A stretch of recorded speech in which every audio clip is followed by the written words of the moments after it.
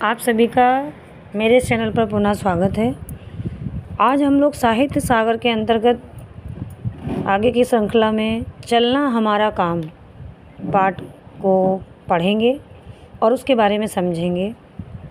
ये शिवमंगल सिंह सुमन द्वारा रचित है। इन्होंने बहुत अच्छा मार्मिक दृश्य यहाँ पर वर्णित किया है और कैसे हमें अपने जीवन को चलाना चाहिए, कौन कौन सी गतिविधियाँ हम कर सकते हैं और हमारे अंदर किस प्रकार की शक्ति है। एक प्रेरणा के स्वरूप उन्होंने इस रचना का मानो आविष्कार किया हो।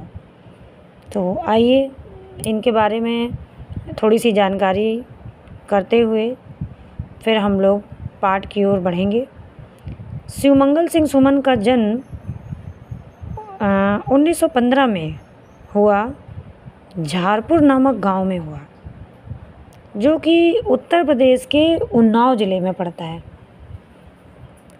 इन्होंने ग्वालियर के विक्टोरिया नामक कॉलेज से बीए तथा काशी हिंदू विश्वविद्यालय से हिंदी एमए एवं डीलिट की उपाधि प्राप्त की। सुमन जी ने अध्यापक पद के अंतर्गत बहुत सारी रचनाएं, बहुत अच्छा कार्यकाल रहा इनका।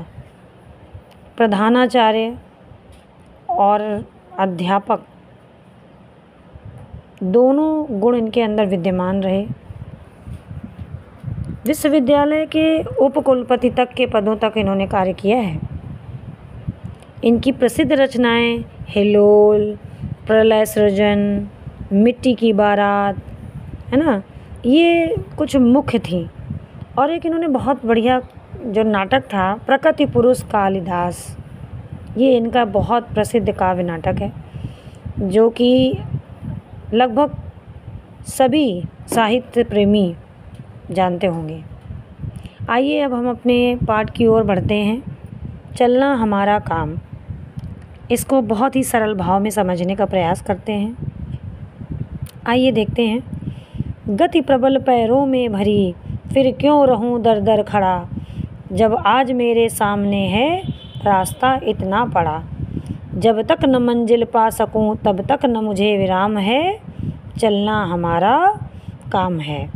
अर्थात यहाँ पर बहुत अच्छे शब्दों में निराला ये जो सुमन जी है ना, शिवमंगल सिंह सुमन जी, ये हमें एक तरीके से मनुष्य को प्रेरणा दे रहे हैं। कैसे दे रहे हैं? कहते हैं कि भाई जीवन में निरंतर सक्रिय और गतिशील रहना, मनुष्य को सदैव अपने आप को गतिशील बनाकर बनाना चाहिए। कवि कहते हैं कि मानव असीम शक्ति से संपन्न प्राणी है ना, उसमें क्या है, अद्भुत क्षमताएं हैं, जिसके कारण जब भी कोई बहुत बड़ी प्रॉब्लम, बहुत बड़ी समस्या हमारे जीवन में अगर आ खड़ी होती है तो हम क्या करते हैं, हम उसका सामना कर लेते हैं, क्योंकि हमारे अंदर शक्ति होती है ना। आगे कहते हैं कि भाई जब आज मेरे सामने है रास्ता इतना पड़ा, कह रहे हैं कि जब मुझे पता है कि मेरे पैरों में अद्भुत शक्ति है, मैं ये कार्य कर सकता हूँ, तो फिर दर दर क्यों खड़ा। तो कह रहे हैं फिर भाई फिर क्यों रहूँ मैं दर दर खड़ा, तो मैं अपना समय अनावश्यक क्यों बर्बाद करूँ, मैं इधर उधर में अपना जो समय है वो मैं क्यों ख़राब करूँ, क्यों नष्ट करूँ, है ना। आगे कहते हैं है रास्ता इतना पड़ा, और अभी हमें मंजिल में पहुंचने के लिए बहुत टाइम लगेगा। हमारे पास जो हमारा लक्ष्य है उसे पूरा करने के लिए मुझे तो बहुत सारे समय की, बहुत सारी शक्ति की आवश्यकता है, तो मैं अपना टाइम बर्बाद क्यों करूं। जब तक वह गंतव्य तक ना पहुंच जाए तब तक हमें विश्राम नहीं करना चाहिए, अर्थात चलना हमारा काम है। आइए आगे की पंक्तियां देखते हैं। कुछ कह लिया कुछ सुन लिया, कुछ बोझ अपना बट गया, अच्छा हुआ तुम मिल गई, कुछ रास्ता ही कट गया। क्या राह में परिचय कहूँ, राही हमारा नाम है, चलना हमारा काम है। अब यहाँ पर बहुत ही सुंदर देखिए दृश्य, यहाँ पर अपने मन में कल्पना करिए और कितना सुंदर मनोरम दृश्य यहाँ पर सुमन जी ने प्रस्तुत किया है। कहते हैं कि जीवन पथ पर, है ना, जीवन पथ पर चलते हुए अनेक राही। भाई राहगीर, ये जीवन पथ क्या है? हम सब अपने अपने जीवन पथ पर चल ही तो रहे हैं। इस रास्ते पर, इस जीवन के पथ पर चलने वाले क्या हैं? हम लोग एक यात्री ही तो हैं। तो कह रहे हैं कि उनसे अपने सुख दुख को बांट लेने पर जो हमारा मन हल्का हो जाता है, हमारा बोझ हल्का हो जाता है। जैसे मान लीजिए हम कॉलेज टाइम में रहते हैं, है ना, विद्यालय में हम एक ही कक्षा में हैं और जब वहाँ 2 सहपाठी होते हैं, हमारे 2 क्लास फेलो, तो क्या करते हैं, कभी किसी टीचर्स की अच्छी बात, कभी बुरी बात, कभी पेरेंट्स की बात, है ना, जो हमारे बहुत हितैषी मित्र होते हैं, हम उनसे क्या करते हैं, शेयर करते रहते हैं, अपने मन की बात कहते रहते हैं, है ना। तो क्या होता है, पूरा साल कैसे निकल जाता है हमें पता ही नहीं चलता। और हम अपनी पढ़ाई साथ साथ करते करते जब फाइनल एग्ज़ाम देते हैं और हमारा जो परीक्षा परिणाम आता है, तो क्या है वो ये जो सफ़र है वो हमारा लक्ष्य प्राप्ति का रहता है, कि हमारा जो मंजिल है, जो हमारी सक्सेस है, जो हमारा रिज़ल्ट है, वो क्या है, वो हमारा लक्ष्य ही तो है। तो उस बीच के समय में जो हमारा साथ देता है और हम उससे अपनी सारी बातें शेयर करते हैं, वही प्रसंग यहाँ पर कवि हमें समझाने का प्रयास कर रहा है कि अपने सुख दुख को बांट कर, है ना, कुछ कह लिया, कुछ सुन लिया, कुछ बोझ अपना बट गया, अच्छा हुआ तुम मिल गई, कुछ रास्ता ही कट गया। कहते भाई आप क्या कर रहे हो? बोले जो समय है उसको किसी न किसी प्रकार तो हमें व्यतीत करना ही करना है।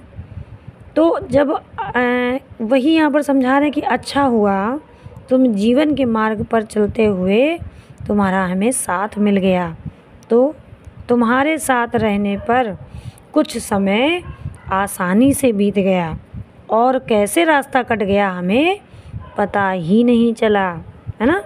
अपना अब कह रहे हैं भाई चलते हुए मैं अपना परिचय क्या दूँ, किस प्रकार मैं अपना परिचय बताऊँ।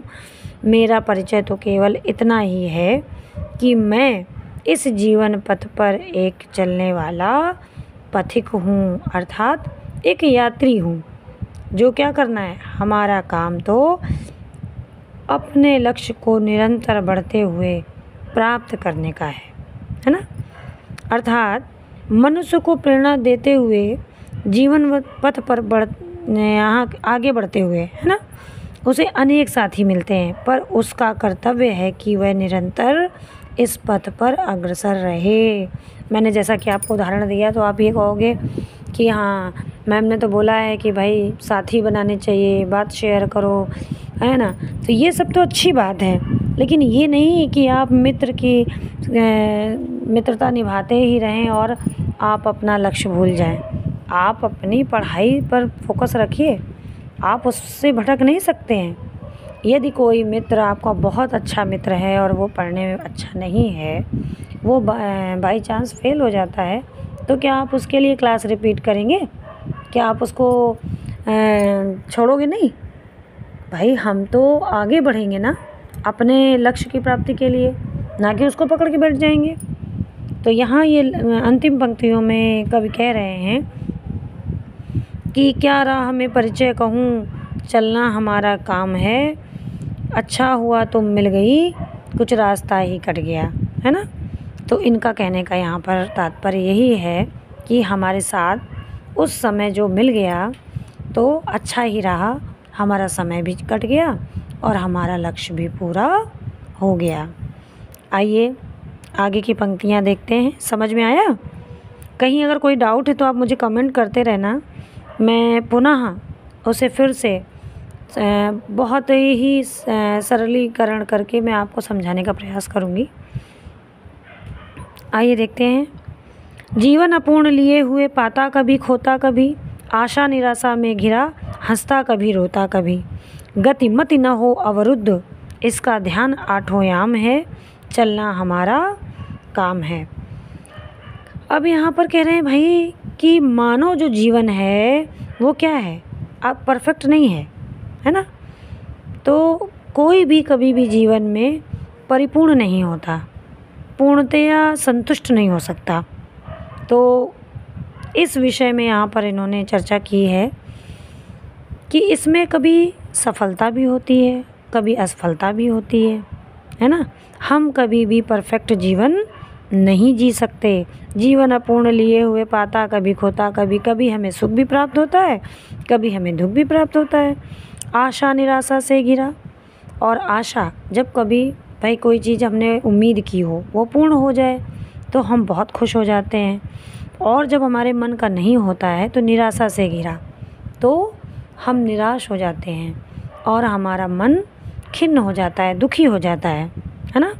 हंसता कभी रोता कभी, जब हमारे मन की बात हो गई तो हम प्रफुल्लित हो जाते हैं, हम खुश हो जाते हैं, हमारा हृदय जो होता है गदगद हो जाता है।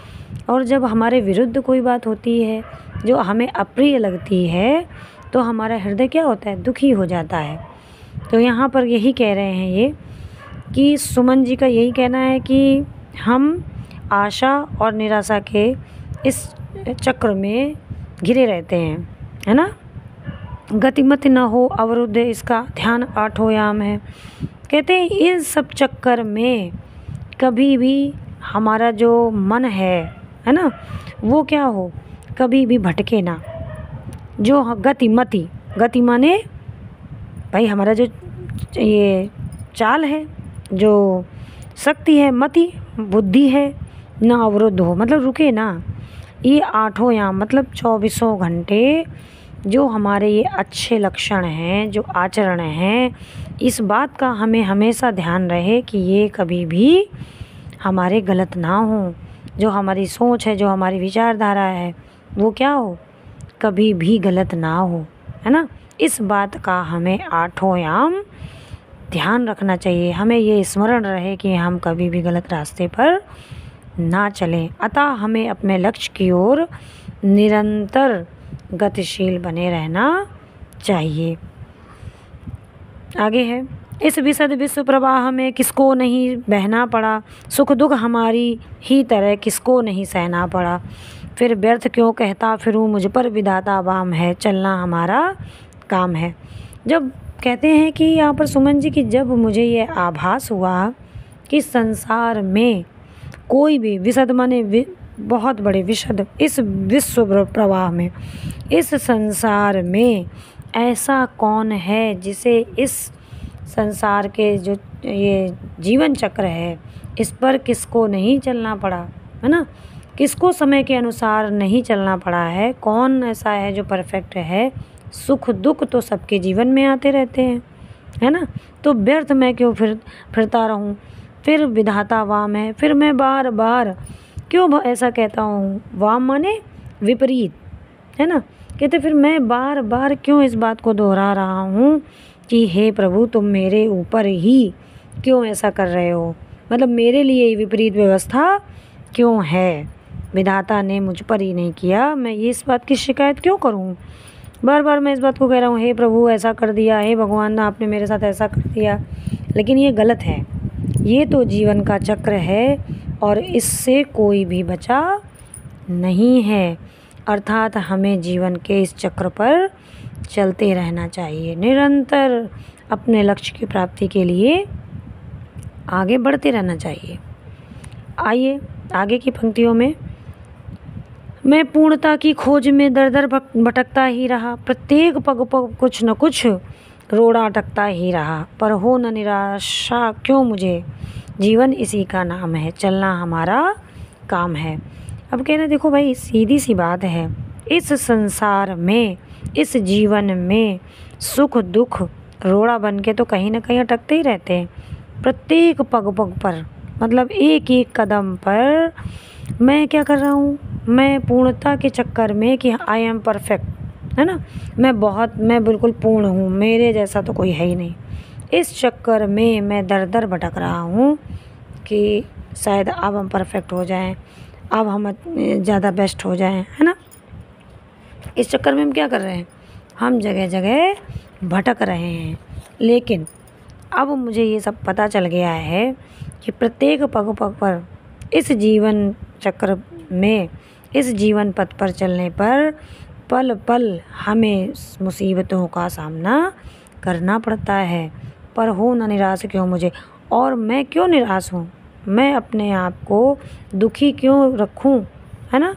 क्यों, क्योंकि जीवन इसी का नाम है। भाई इस जीवन पथ पर चलने वाले सभी प्राणियों को सुख दुख का सामना करना ही पड़ता है। संघर्ष तो हमारे जीवन में है ही, बिना संघर्ष के जीवन ही नहीं है। तो हम क्यों इस बात से निराश हों, यही तो जीवन है, इसी का तो जीना नाम है। कहते नहीं हमारे बड़े बुजुर्ग कि जीवन इसी का नाम है ना। चलना हमारा काम है। अंतिम पंक्तियों की ओर चलते हैं। कुछ साथ में चलते रहे, कुछ बीच ही से फिर गए, पर गति न जीवन की रुकी, जो गिर गए सो गिर गए। चलता रहे हरदम उसी की सफलता अभिराम है, चलना हमारा काम है। देखिए कितना सुंदर वर्णन किया है इन्होंने। अंतिम पंक्तियों को अगर हम अपने जीवन में उतार लें तो समस्याएं हमारी 90% तो पहले ही समाप्त हो जाएंगी, है ना। क्या कह रहे हैं कि कुछ साथ में चलते रहे। कभी कहते हैं कि इस जीवन पथ पर आगे बढ़ते हुए अनेक साथी मिले, अनेक मित्र मिले, है ना। उसमें क्या हुआ, कुछ ऐसे साथी मिले जिन्होंने बीच में ही हमारा साथ छोड़ दिया। तो कुछ क्या हुए, कुछ भैया निराश होकर, हतोत्साहित होकर लौट गए कि अरे हमसे ना हो पाएगा, है ना। कभी हम हाई लेवल की एजुकेशन के लिए अगर आगे बढ़ते हैं तो 10 लोग आपको सलाह देने के लिए मिल जाते हैं, 10 आपको रोकने के लिए मिल जाते हैं, है ना। लेकिन उस रास्ते पर जो बराबर चलता रहता है वही अपने लक्ष्य को प्राप्त करता है। जो अनवरत रूप से जीवन पथ पर अग्रसर होता रहता है, कभी कहते हैं कि वही क्या करता है ना। जिन साथियों ने उसका साथ बीच में छोड़ दिया, वे बीच में ही गिर गए, है ना। सब उसको छोड़ कर चले गए, उससे निराशावादी बातें की, ये सब क्या है। तो भाई तो इससे निराश होने की आवश्यकता नहीं कि हमारा सभी ने साथ छोड़ दिया कि शायद हम गलत हों, ऐसा नहीं है। क्योंकि जीवन में सफलता केवल उसी व्यक्ति को मिलती है जो इस प्रकार के संकटों, दुखों और जीवन में चैलेंज का सामना करते हैं, बहुत ही दृढ़ता से खड़े रहते हैं और आगे बढ़ते रहते हैं, है ना। और इन सभी संकटों से निराश नहीं होते हैं, है ना। समझ में आया। देखिए ये पंक्तियां हैं, इनका मेन सार ये है कि हमें अपने जीवन में कभी भी रुकना नहीं चाहिए। जब तक हमें हमारा उद्देश्य प्राप्त ना हो जाए, मंजिल ना मिल जाए, लक्ष्य की प्राप्ति ना हो जाए, तब तक हमें निरंतर प्रयासरत रहना चाहिए और कभी भी किसी के लिए रुकना नहीं चाहिए। किसी की बातों पर ध्यान नहीं देना चाहिए, वो कुछ भी कहे, लेकिन आप उस विषय पर इतना ज़्यादा कभी भी सोचे ना, उस विषय से प्रभावित ना हो। बातचीत से आपको कोई फ़र्क नहीं पड़ना चाहिए। आपका सिर्फ एक ही उद्देश्य होना चाहिए, अर्जुन की तरीके, कि हमें लक्ष्य भेदना है ना, हमें अपनी मंजिल प्राप्त करनी है। तो मुझे ऐसी आशा है और मुझे विश्वास भी है कि आपको मेरे द्वारा ये पढ़ाई गई रचना, सुमन जी की रचना, समझ में आई होगी। और यदि शायद मैं आपको समझाने में असमर्थ रही हूँ तो मुझे पुनः कमेंट बॉक्स में बताइएगा।